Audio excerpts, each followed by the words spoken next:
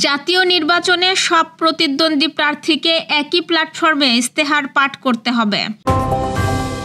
না পারলে দায়িত্ব ছেড়ে দেন, সরকারের উদ্দেশ্যে বললেন কাদের সিদ্দিকী। জুলাই সনদের আগে নির্বাচনী রোডম্যাপ প্রতিশ্রুতি ভঙ্গের শামিল, জানালো এনসিপি।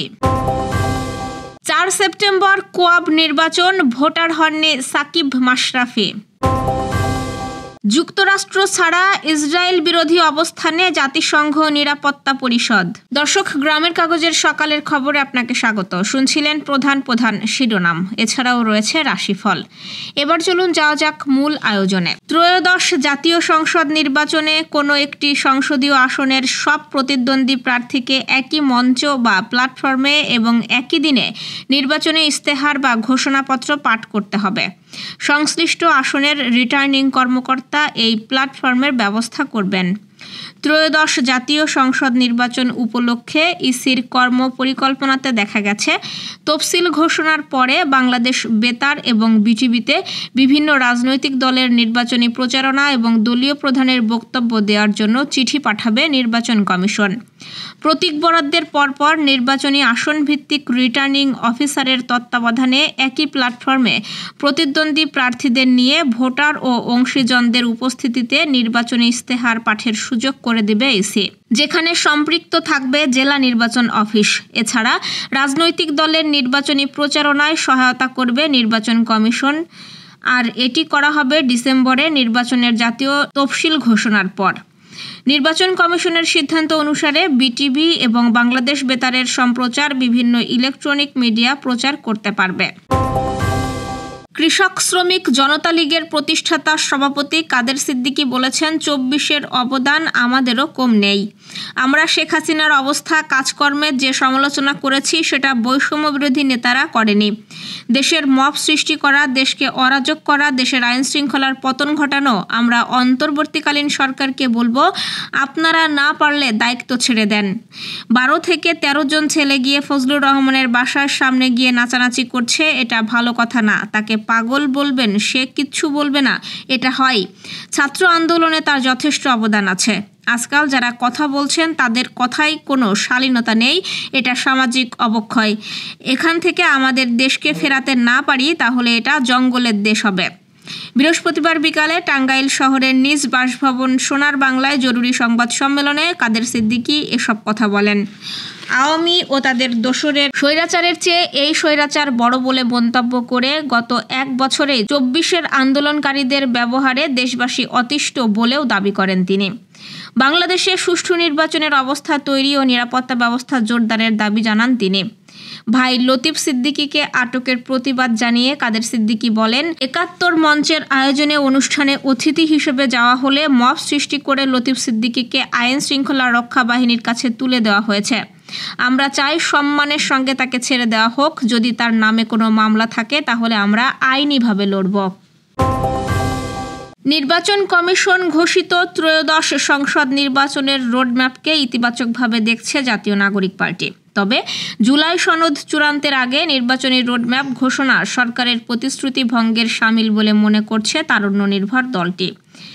বৃহস্পতিবার রাতে রাজধানীর বাংলা মোটরে এনসিপির কেন্দ্রীয় কার্যালয়ে নির্বাচনের রোডম্যাপ সম্পর্কে প্রতিক্রিয়ায় এসব কথা জানান দলটির যুগ্ম আহ্বায়ক আরিফুল ইসলাম আদিব।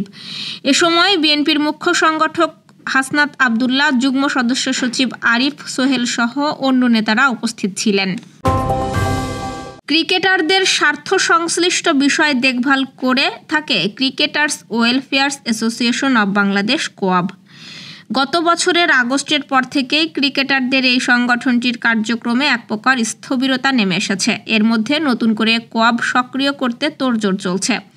নতুনভাবে ঢেলে সাজাতে পূর্বের কমিটি স্থগিত রেখে একটি অ্যাডহক কমিটি গঠন করা হয়। এরই ধারাবাহিক প্রক্রিয়ায় দীর্ঘদিন পর অনুষ্ঠিত হতে যাচ্ছে কোয়াবের নির্বাচন। আসন্ন নির্বাচনে থাকছে না সাধারণ সম্পাদক পদ। নতুন করে গঠিত হতে যাওয়া কমিটিতে থাকবেন একজন সভাপতি, একজন সিনিয়র সহ সভাপতি, একজন সহ সভাপতি এবং 8 জন কার্যনির্বাহী সদস্য। আসন্ন নির্বাচন অনুষ্ঠিত হবে আগামী 4 সেপ্টেম্বর।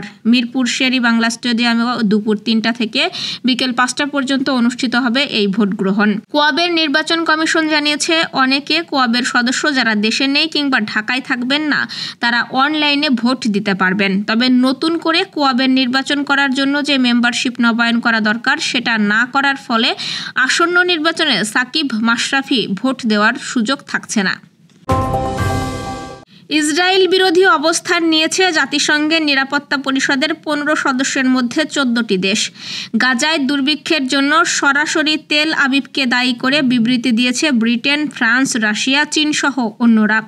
কেবল যুক্তরাষ্ট্রই বরাবরের মতো পক্ষ নিয়েছে ইসরায়েলের। বৃহস্পতিবার বার্তা সংস্থা রয়টার্স সহ একাধিক আন্তর্জাতিক সংবাদ মাধ্যমের প্রতিবেদনে বলা হয়, বুধবার গাজার দুর্ভিক্ষ পরিস্থিতি তুলে ধরে অভুক্ত ফিলিস্তিনি শিশুদের ছবি জাতিসংঘের নিরাপত্তা পরিষদের বৈঠকে তুলে ধরেন আলজেরিয়ান প্রতিনিধি। প্রতিবেদনে বলা হয়, নিজের 13 বছর বয়সী ছেলের কাছে লেখা ইসরায়েলি আগ্রাসনে নিহত সাংবাদিক মরিয়ম আবু দাগ্গার আবেগঘন চিঠিও পড়ে শোনান তিনি।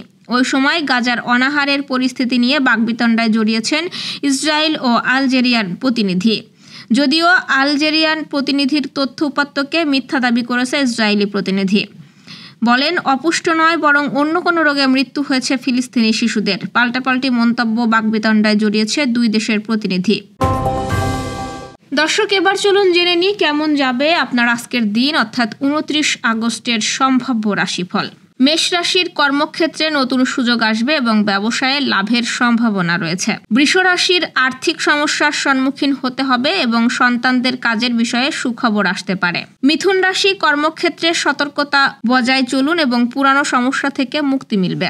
কর্কট রাশির আর্থিক লাভবান হওয়ার সম্ভাবনা রয়েছে এবং চাকরিজীবীদের জন্য দিনটি অনুকূল।